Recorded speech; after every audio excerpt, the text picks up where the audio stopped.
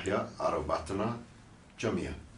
This is George Galloway, briefly in Beirut, speaking at a conference, surveying the Arab Revolution, which has now broken across the entire region.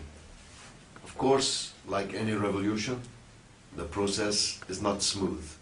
There will be 2 steps forward, 1 step back, sometimes 3 steps back. But everything will change and change forever. The pattern of Sykes-Picot 1 is now breaking down. The task for the Arabs is to make sure that it's not replaced by a Sykes-Picot 2.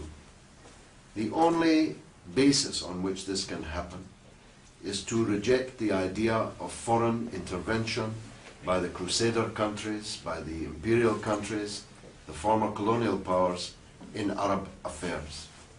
Where there is conflict in an Arab country, it must be resolved by the Arabs themselves, because the West is not coming here to help you. The West is coming here to help themselves to what you have. This was the lesson of Sykes-Picot 1, and it should be learned before Sykes-Picot 2 takes a grip. The kings and the presidents of the Arab world are all shaking. Their people have moved decisively onto the streets and moved decisively onto the front foot. I believe that for the most part, this will be for the benefit of the Arab masses. Maybe not today, maybe not tomorrow, but the day will come when the Arabs will find their way to the path which was blazed by President Jamal Abdel Nasser of Arab unity. Because without this unity, the Arabs will be prisoners of sectarian and confessional division.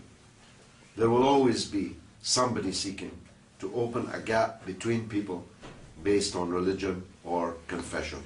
So the only antidote, you know, every poison has an antidote.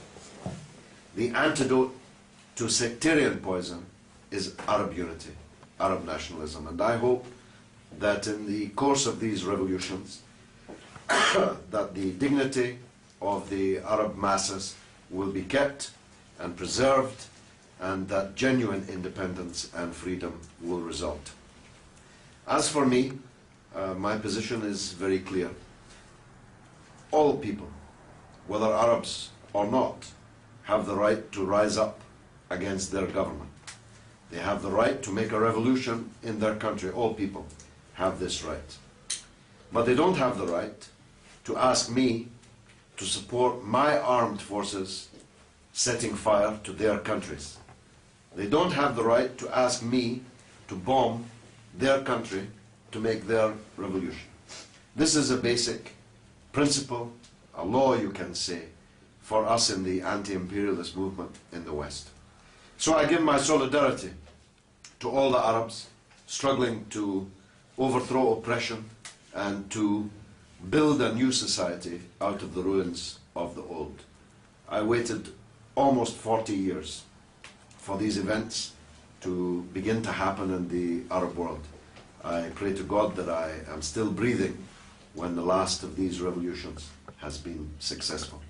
ثورة حتى الناصر، حتى الناصر، حتى القدس.